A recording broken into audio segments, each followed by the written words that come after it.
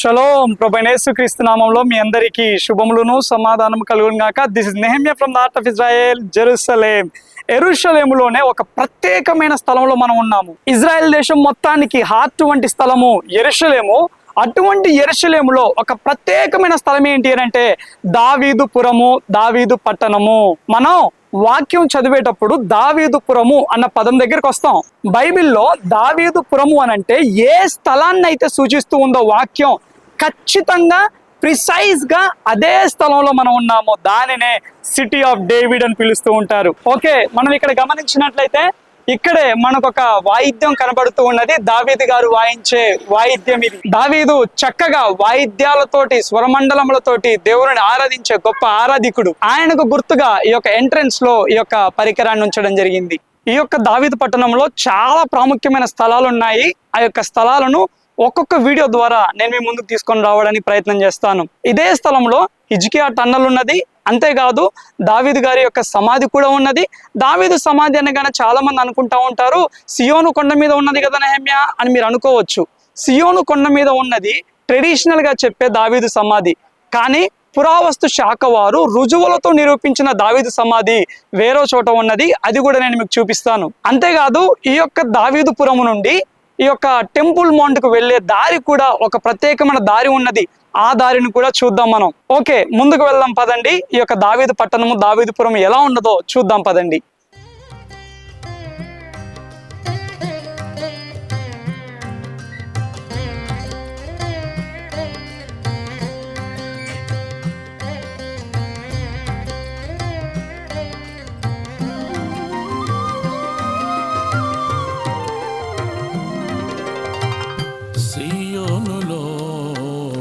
స్థిరమైన పునాది నీవు,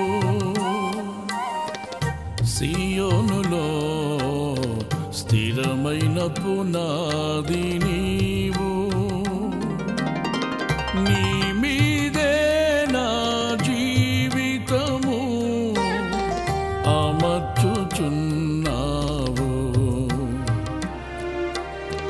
నీ మీదే నా జీవితము అమర్చుచున్నావు, సియోనులో స్థిరమైన పునాది నీవు.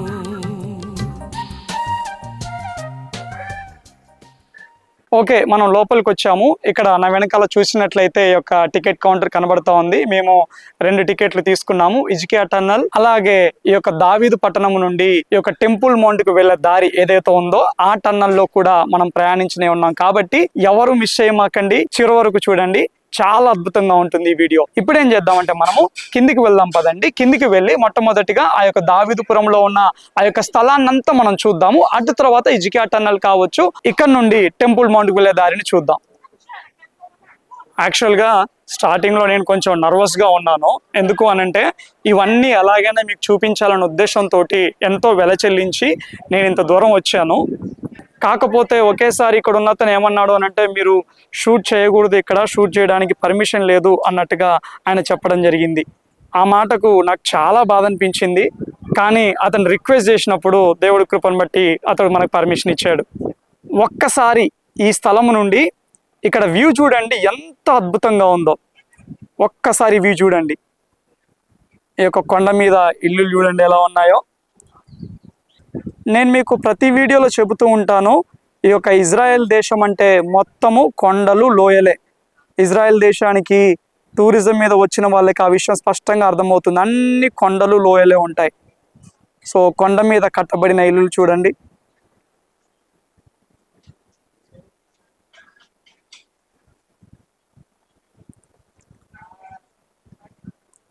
ఇక్కడ గమనించినట్లయితే ఈ యొక్క దావీదుపురం కూడా కొండ మీదనే ఉంది. అక్కడ కూడా మీకు ఒక కొండ కనబడతా ఉంది. మధ్యలో ఒక స్థలం ఉన్నది, దానిని కిద్రోను లోయ అని అంటారు. ఓకేనా, ఇటువైపు గమనించినట్లయితే ఇటు సైడ్ ఒక కొండ ఉంది, అక్కడ ఒక కొండ కనబడతా ఉంది కదా మీకు. అదే కొండ అంటే ఒలీవల కొండ. ఓకేనా, అది ఒలీవల కొండ. ఒలీవల కొండకు ఆపోజిట్ లోనే ఇక్కడ దావీదుపురం ఉన్నది. అయితే ఆ కొండకు, దావీదుపురం ఉన్న ఈ కొండకు మధ్యలో ఉన్న ఆ యొక్క లోయ ఏదైతే ఉన్నదో అదే కిద్రోను లోయ. కిద్రోను లోయ వాక్యంలో చాలా చాలా ప్రాముఖ్యము. దాని గురించి స్పష్టంగా నేను ఒక వీడియో చేస్తాను, అప్పుడు అన్ని విషయాలు మీకు అర్థమవుతాయి.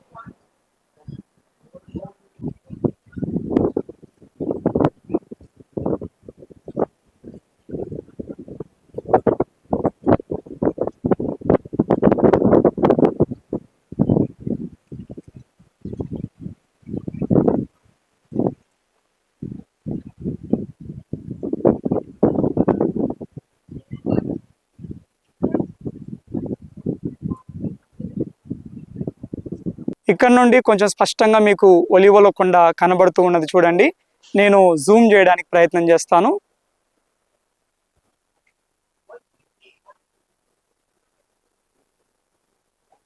ఎస్, అదే ఒలివల కొండ. అక్కడ మీకు చిన్న చిన్న బ్లాక్స్ లాగా కనబడుతూ ఉన్నాయి కదా, అవి సమాధులు అన్నట్టు. యాక్చువల్గా చాలా రోజుల తర్వాత ఈ రకంగా అవుట్డోర్ కి షూటింగ్ కి రావడం జరిగింది. ఈ దావీదుపురంకి రావాలి అనేసి ఎప్పటి నుండి అనుకుంటూ ఉన్నాను, కానీ దేవుడి కృపను బట్టి ఇప్పుడు దేవుడు ద్వారం తెరిచాడు. మాకు షబ్బాతు రోజు హాలిడే ఉంటుంది, దావీదుపురం ఏమో షబ్బాతు రోజు క్లోజ్ అయిపోతుంది. అందుకే నేను ఇప్పటివరకు షూట్ చేయలేకపోయాను. కానీ ఈ రోజు మాత్రం ఏ రకంగానైనా కానీ ఈ దావీదు పట్టణమును, దావీదుపురమును మీకు చూపించాలి అనేసి హాలిడే తీసుకొని మరి షూటింగ్ కి రావడం జరిగింది. దయచేసి గమనించండి, ఈ వీడియోలు ఏదో సరదాకి తీసేటివి కాదు. ఎందుకు ఇంత వెల చెల్లించి ఈ వీడియోలు మీ ముందుకు తీసుకొని వస్తూ ఉన్నాము అనంటే, ఈ స్థలముల వెనకాల ఉన్న ఆత్మీయ ప్రాధాన్యతను మీరు గ్రహించాలి అన్న ఉద్దేశంతో. స్థలాన్ని చూడడం మాత్రమే కాదు, కానీ ఈ స్థలము ద్వారా పరిశుద్ధాత్మ దేవుడు మనతో ఏం మాట్లాడుతూ ఉన్నాడో మీరు గ్రహించు నిమిత్తము ఈ వీడియోస్ మీ ముందుకు తీసుకొని వస్తూ ఉన్నాం. సో కాబట్టి నేను మిమ్మల్ని అడిగేది ఒక్కటే, ఈ స్థలముల వెనకాల ఉన్న ఆత్మీయ ప్రాధాన్యతను మన తోటి తెలుగు వారందరూ, క్రైస్తవ సమాజం అంతా గ్రహించేలాగున ఈ వీడియోను లైక్ చేయండి. ఇప్పటి వరకు మన ఛానల్ ను సబ్స్క్రైబ్ చేసుకున్నట్లయితే తప్పకుండా సబ్స్క్రైబ్ చేయండి. ఈ వీడియోలను మీ తోటి ఆత్మీయులకు తప్పకుండా షేర్ చేయవలసిందిగా మనవి చేస్తూ ఉన్నాను. ఓకే, ఇప్పుడు మనం ఇంకా కిందికి వెళ్దాం పదండి.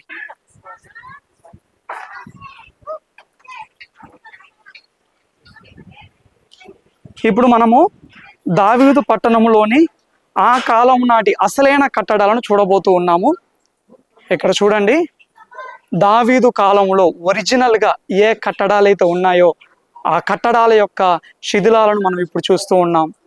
ఇక్కడ చూడండి, ఈ రాళ్ళు చూడండి, దావీదు పట్టణమునకు సజీవ సాక్ష్యాలు ఇవన్నీ. ఇదే స్థలంలో దావీదు గారు నివాసం ఉండడం జరిగింది. ఇదే స్థలంలో ఆయన అంతఃపురాన్ని కట్టుకొని ఇక్కడ నుండి రాజ్య పరిపాలన చేయడం జరిగింది.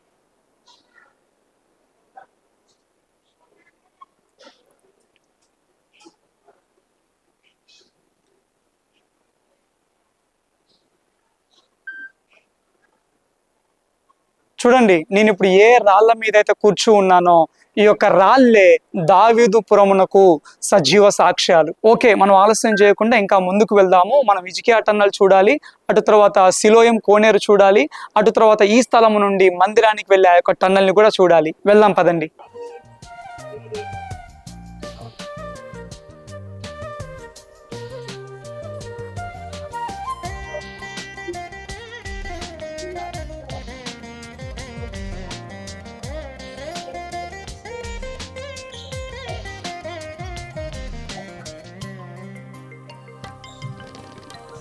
సూర్యుడు లేని, చంద్రుడు లేని, చీకటి రాత్రులు లేనే లేని, సూర్యుడు లేని, చంద్రుడు లేని, చీకటి రాత్రులు లేనే లేని ఆ దివ్య నగరిలో.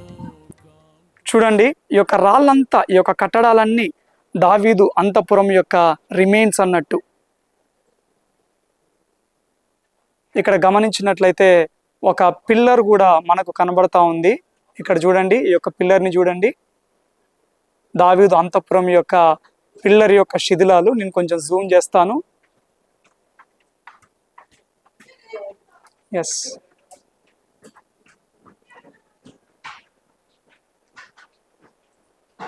ఓకే, మనం ఇది దిగి ఇంకా కిందికి వెళ్దాం పదండి. మరి మీరు ఇంటి దగ్గర కూర్చొని చక్కగా ఈ రకంగా మీ టీవీల ద్వారా నాతో పాటే ఈ యొక్క దావీదుపురంలో ఉన్నట్టుగా, నాతో పాటే నడుస్తూ ఉన్నట్టుగా మీరు ఫీల్ అవుతూ ఉన్నారు కాబట్టి, ఆ ఎక్స్పీరియన్స్ని పొందగలుగుతూ ఉన్నారు కాబట్టి, మరి దాని కొరకైనా వీడియోని లైక్ చేయాలి కదా. సో లైక్ చేయని వాళ్ళు తప్పకుండా లైక్ చేయవలసిందిగా మరొక మారు మనవి చేస్తూ ఉంటున్నాను. నాకు మాత్రం ఈ వ్యూ చాలా చాలా నచ్చింది. ఇక్కడ నుండి పైనుండి ఈ వ్యూ మాత్రం నాకు చాలా బాగా నచ్చింది. ఓకే, ఇలా వ్యూ చూసుకుంటా ఉంటుంటే మనకు లేట్ అయిపోతుంది. వావ్, ఇక్కడ నుండి చూడండి.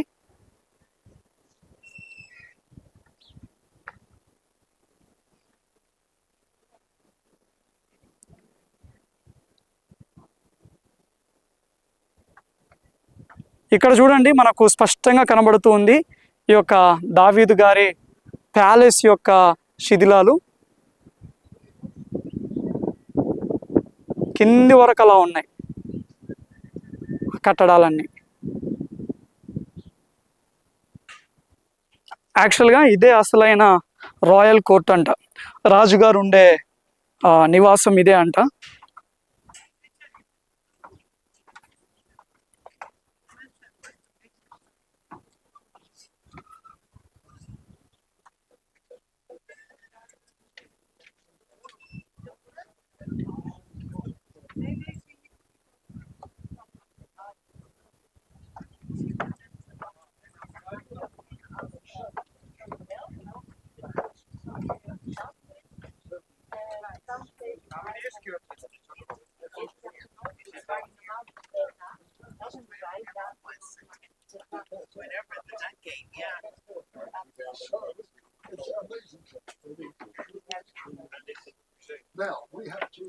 సో ఇక్కడ నుండి మీకు కొంచెం స్పష్టంగా కనబడుతుంది.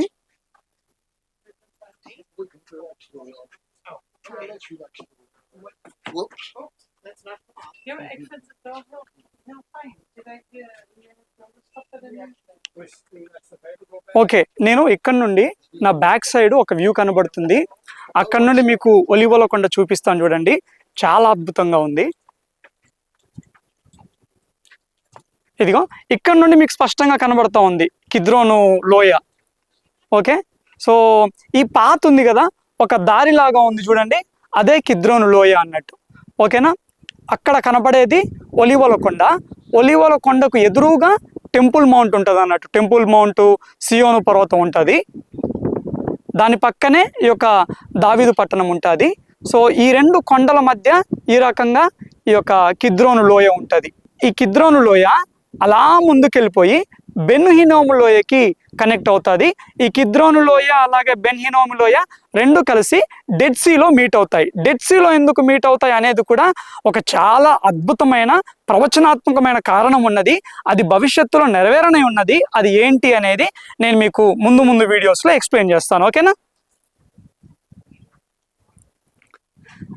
యాక్చువల్గా ఇక్కడ నుండి మనం ఇంకా కొంచెం ముందుకెళ్ళిపోయినాం అనుకోండి, ఆ బెన్ హినోము లోయలో యేసుక్రీస్తు ప్రభుల వారి శిష్యుడు ఉన్నాడు కదా, యూదాయ గారు, ఆయన చనిపోయిన స్థలం కూడా ఉన్నది. ఓకేనా, అది నేను మీకు ముందు వీడియోస్లో క్లియర్గా చూపిస్తాను. అది నేను మీకు ఎక్స్ప్లెయిన్ చేస్తాను కూడా. ఓకే, ఇక్కడ మీరు గమనించినట్లయితే ఈ యొక్క దావీదు పట్టణం ఆ యొక్క అంతఃపురం యొక్క నమూనా మీకు కనబడుతూ ఉంది చూడండి స్పష్టంగా.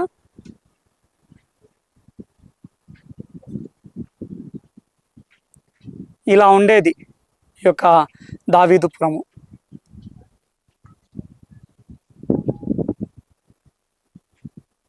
కనబడుతుందా స్పష్టంగా?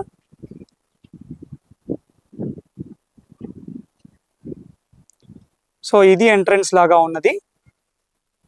అటు తర్వాత సో ఇది ఈ యొక్క కొండ, ఈ యొక్క పురము.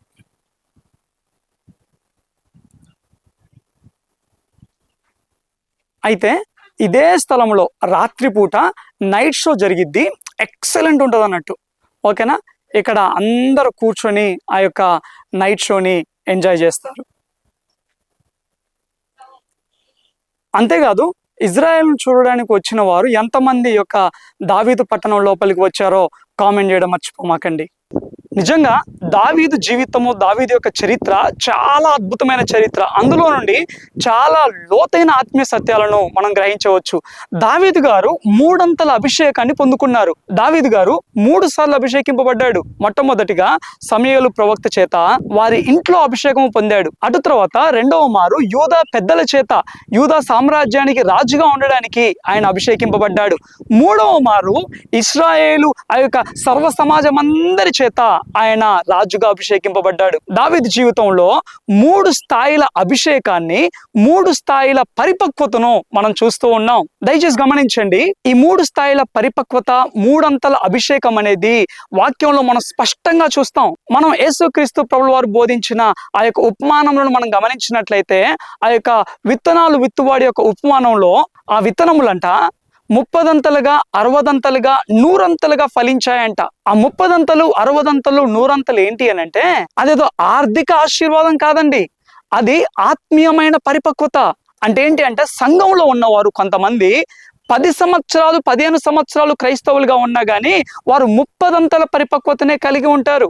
30 అంతల పరిపక్వత అనేది మొదటి అభిషేకము, దావీదు కలిగి ఉన్న మొదటి అభిషేకమునకు సాదృశ్యం. మనం ఏం చేయాలి అని అంటే, నెక్స్ట్ అభిషేకానికి వెళ్ళాలి, నెక్స్ట్ పరిపక్వతలకు వెళ్ళాలి.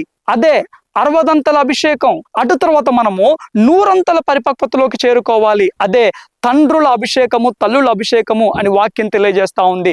దానినే క్రీస్తు యొక్క పోలిక, క్రీస్తు యొక్క స్వారూప్యత అని వాక్యం తెలియజేస్తా ఉంది. మనం మోషే ప్రత్యక్ష గుడారాన్ని కూడా పరిశీలించినట్లయితే, మోషే ప్రత్యక్ష గుడారంలో కూడా 3 స్థాయిలు ఉంటాయి. ఏంటేంటివి? ఆవరణము, పరిశుద్ధ స్థలము, అతి పరిశుద్ధ స్థలము. రక్షణ ద్వారా మనము ఆవరణంలోకి ప్రవేశిస్తాము. మనం అక్కడికే లిమిట్ అయిపోకూడదు. ఆవరణము నుండి పరిశుద్ధ స్థలంలోనికి వెళ్ళాలి, పరిశుద్ధ స్థలంలో నుండి అతి పరిశుద్ధ స్థలంలోకి వెళ్ళాలి. ఏంటివి అనంటే, ఇవి ఆత్మీయ పరిపక్వత స్థాయిలు. చూడండి, అతి పరిశుద్ధ స్థలములో, పరిశుద్ధ స్థలములో లేనంత హడావుడి మొత్తము ఈ యొక్క ఆవరణంలో ఉంటది. ఆవరణంలో బలులు అర్పిస్తారు, ఆవరణంలో అగ్ని అభిషేకం దిగి వస్తుంది. ఓ సందడి, హడావుడి మొత్తం ఆవరణంలోనే ఉంటది. ఆ హడావుడి ఉన్నంత మాత్రాన అది ఉద్యమము కాదు, అది పరిపక్వత కాదు. మనము ప్రత్యక్ష గుడారం ఇంకా లోపలికి వెళుతూ ఉన్న కొలది హడావుడి తక్కువైపోతుంది, ఆర్భాటము తక్కువైపోతుంది, ఈ యొక్క హంగులు తక్కువైపోతాయి, కానీ పరిపక్వత పెరుగుతూ ఉంటుంది. మొదటి యోహాను రాసిన పత్రిక 2వ అధ్యాయం 12 నుండి 14 వచనాలలో గమనిస్తే, యోహాను గారు కూడా సంఘంలో ఉన్న 3 స్థాయిల పరిపక్వతను గురించి తెలియజేస్తూ ఉన్నారు. చిన్నపిల్లలు, యవ్వనులు, తండ్రులు.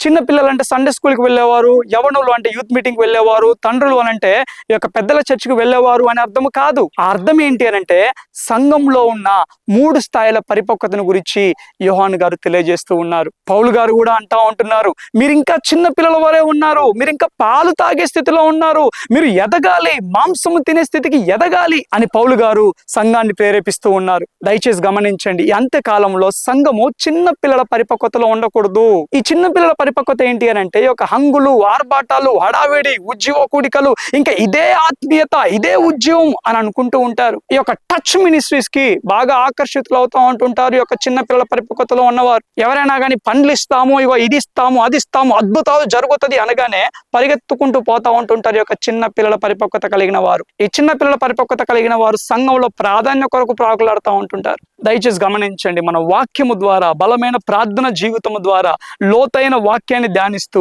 మనం ఏం చేయాలి అని అంటే, మాంసము తినే స్థాయికి ఎదగాలి. మన గురి ఏంటి అని అంటే, ఇదిగో తండ్రుల పరిపక్వత. మన గురి ఏంటి అని అంటే 100 అంతల పరిపక్వత. మన గురి ఏంటి అని అంటే అతి పరిశుద్ధ స్థలము చేరుకోవడం. దయచేసి గమనించండి, ఇక్కడ మనం ఒక ప్రాముఖ్యమైన అంశాన్ని గ్రహించాలి. అనేక మంది పుట్టుకతోటే క్రైస్తవులుగా ఉన్నా కానీ రక్షింపబడి 10 సంవత్సరాలు, 20 సంవత్సరాలు, 30 సంవత్సరాల ఆత్మీయ జీవితాన్ని కలిగి ఉన్నా కానీ వారు లోతైన ఆత్మీయ పరిపక్వతను కనపరచడంలో విఫలమవుతూ ఉంటారు. 30 అంతల పరిపక్వత నుండి 60 అంతల పరిపక్వతకు, 60 అంతల పరిపక్వత నుండి 100 అంతల పరిపక్వతకు చేరుకోవడంలో చాలా మంది విఫలమవుతూ ఉంటారు. ఎందుకు అనంటే, పరిశుద్ధాత్మ దేవుడు మనలను సరిచేయడానికి, క్రీస్తు పోలికలోకి, స్వారూప్యంలోనికి మార్చడానికి ఏ మేరకైతే మనము పరిశుద్ధాత్మ దేవునికి అధికారం ఇస్తామో, ఏ మేరకైతే పరిశుద్ధాత్మ దేవుడు మనలో కార్యము చేయడానికి అనుమతిస్తామో, ఆ స్థాయి వరకే, ఆ మేరకే మన పరిపక్వత ఉంటుంది అని మనం గ్రహించాలి. ఎప్పుడైతే మన జీవితం మీద పరిశుద్ధాత్మ దేవునికి సంపూర్ణ ఆధిపత్యాన్ని ఇస్తామో, అప్పుడు పరిశుద్ధాత్మ దేవుడు మనలను సత్యము నుండి సర్వసత్యములోనికి నడిపిస్తాడు. 30 అంతల నుండి 60 అంతల పరిపక్వతకు, 60 అంతల నుండి 100 అంతల పరిపక్వతకు నడిపిస్తాడు. చాలా మంది నెక్స్ట్ లెవెల్ కి వెళ్ళలేకపోవడానికి గల కారణం ఏమిటి అని అంటే, సత్యము ద్వారా పరిశుద్ధాత్మ దేవుడు సరిచేయాలని చూస్తూ ఉన్నప్పుడు కొన్ని విషయాలలో హృదయాన్ని కఠినపరుచుకోవడమే. అంతేకాదు ఈ యొక్క దావీదు యెబూసీలను ఓడించి ఈ యొక్క యెరూషలేమును చేజెక్కించుకున్నాడు. దయచేసి గమనించండి, ఇశ్రాయేలీల గురి దేవుడు ఇశ్రాయేలీలను ఐగుప్తు నుండి విడిపించినప్పుడు వారికి ఏర్పరిచిన గమ్యం ఏంటో తెలుసా? కానాను అనుకుంటాం, కానాను కాదండి దేవుడు వారికి ఏర్పరిచిన గమ్యము. దేవుడు వారికి ఏర్పరిచిన గమ్యం ఏంటి అని అంటే, ఇదిగో ఈ యొక్క సియోనును స్వతంత్రించుకోవడము. దావీదు ఏ యెరూషలేమునైతే స్వతంత్రించుకున్నాడో, ఏ సియోనునైతే స్వతంత్రించుకున్నాడో, ఆ సియోనును స్వతంత్రించుకోవడము దేవుడు వారికి ఏర్పరిచిన గురి. ఇజ్రాయేలీలు కానానులోకి ప్రవేశించాక ఓకేరా వాగ్దాన భూమిలోకి వచ్చేసాం, మనం దేవుడు మనకి ఇచ్చిన వాగ్దానాన్ని స్వతంత్రించుకున్నాం అనేసి వాళ్ళు కాంప్రమైజ్ అయ్యారు. వారు వెళ్ళగొట్టవలసిన, పారద్రోలవలసిన శత్రువులను పారద్రోలకుండా వారితో కలిసి కాంప్రమైజ్ అయి జీవించారు. కానీ దేవుడు వారిని కేవలం కానానికే పిలిచాడా? లేదు. ఇదిగో ఈ యొక్క యెరూషలేము, ఈ యొక్క సియోనుకు పిలిచాడు వాళ్ళని. దీనిని స్వతంత్రించుకోవాలి వాళ్ళు. అయితే కొన్ని వందల సంవత్సరాల తర్వాత దావీదు ఎప్పుడైతే ఈ యొక్క సియోనుపురమును, ఈ యొక్క దావీదు పట్టణమును, యెరూషలేమును స్వతంత్రించుకున్నాడో అప్పుడు అసలైన వాగ్దానం నెరవేర్చబడింది. అప్పుడు దేవుడు వారి ఎడల కలిగి ఉన్న ఆ యొక్క వాగ్దానము, ప్రణాళిక సంపూర్ణమైంది. దయచేసి గమనించండి, దేవుడు కూడా మన ఎడల ఇదే ప్రణాళికను కలిగి ఉన్నాడు. కానానులోకి అడుగు పెట్టడం మాత్రమే కాదు దేవుడు మన ఎడల కలిగి ఉన్న ఉద్దేశము. ప్రత్యక్ష గుడారంలోకి అడుగు పెట్టగానే సరిపోదు. కానానులోకి అడుగు పెట్టిన ఇశ్రాయేలీలు యెరూషలేమును స్వతంత్రించుకున్నారు. యెరూషలేమును స్వతంత్రించుకున్న ఇశ్రాయేలీలు సియోను పర్వతమును స్వతంత్రించుకున్నారు. ఇక్కడ కూడా 3 స్థాయిల పరిపక్వత మనకు కనబడతా ఉంది. ఈ 3 స్థాయిల పరిపక్వత గురించి సపరేట్ గా మీకు ఒక వీడియోలో తెలియజేస్తాను. బైబిల్లో చాలా ఉదాహరణలు ఉన్నాయి అలాంటివి. నేను చెప్పేది ఒక్కటే, రక్షింపబడగానే సరిపోదు. ఆత్మ వరముల చేత నింపబడగానే, అన్య భాషలు మాట్లాడగానే అదే ఉద్యమము కాదు. ఉద్యమం అనేది లోతైనది. ఏంటి అని అంటే, అది మనలను దేవుని పోలికలోకి, దేవుని స్వారూప్యంలోకి మారుస్తుంది. అది మన అల్టిమేట్ గురి అయి ఉండాలి. అటువంటి పరిపక్వత కలిగిన వాళ్ళు భ్రమపరిచే ఆత్మను గ్రహించగలుగుతారు, లోతైన వివేచనను గ్రహించగలుగుతారు, వరములకు ఫలములకున్న తేడాను గ్రహించగలుగుతారు, రానై ఉన్న భయంకరమైన మోసం నుండి తప్పింపబడతారు. వారే కాదు గాని వారి చుట్టూ ఉన్న ప్రజలనందరినీ దేవుడి కొరకు ఆయత్తపరుచుతారు, దేవుడి కొరకు కాపాడుతారు. అటువంటి పరిపక్వతను మనం అందరము కలిగి ఉందుము గాక. ఆమేన్. దావీదు ఈ స్థలము కొరకు పోరాడుతూ ఉన్నప్పుడు యెబూసీయులు అంటారు, ఓ దావీదు, నువ్వెంత గొప్పడు అయినా గానీ ఇదిగో మా దగ్గర గుడ్డోళ్ళు ఓడిస్తారయ్యా, నిన్ను కుంటోళ్ళు ఓడిస్తారు అనేసి ఆయన చూసి నవ్వుతారు, హేళన చేస్తారు. ఈరోజు నిన్ను చూసి, నీ ఆత్మీయతను చూసి నీ బంధువులు ఏలన చేస్తూ ఉండవచ్చు, నీ స్నేహితులు ఏలన చేస్తూ ఉండవచ్చు. కానీ మర్చిపోమాకు, ఒకనాడు ఇదిగో దావీదు ఈ స్థలమును చేజిక్కించుకున్న విధముగా దేవుడు కూడా నీకు విజయం ఇవ్వబోతూ ఉన్నాడు. ఎవరైతే నేను హేళన చేశారో వారే ఒకరోజు అయ్యా నా కోసం ప్రార్థన చెయ్యి అని నీ దగ్గరికి వచ్చే రోజులు అతి సమీపంలో ఉన్నాయి. అట్టి కృప దేవుడు మనందరికీ అనుగ్రహించును గాక. ఆమేన్. ఓకే, ఇంతటితోటి ఈ వీడియో కంప్లీట్ అయిపోయింది. మనకు లెంత్ ఎక్కువైపోతా ఉంది. నెక్స్ట్ వీడియోలో నేను హిజ్కియా టన్నల్ గురించి ఎక్స్ప్లెయిన్ చేయబోతా ఉంటున్నాను. ఆ యొక్క టన్నల్ లోపలికి వెళ్ళి ఆ టన్నల్ ఎంత అద్భుతంగా ఉంటుందో నేను మీకు చూపించబోతూ ఉన్నాను. కాబట్టి నెక్స్ట్ వీడియో కోసం ప్రతి ఒక్కరు వెయిట్ చేయండి. మరొక్కమారు మీరు ఇంకా సబ్స్క్రైబ్ చేసుకున్నట్లయితే సబ్స్క్రైబ్ చేయండి, లైక్ చేయండి. ఈ వీడియో మీకు నచ్చినట్లయితే మీతోటి వారికి షేర్ చేయవలసిందిగా మనవి చేస్తూ ఉంటున్నాను. Thank you all. God bless you.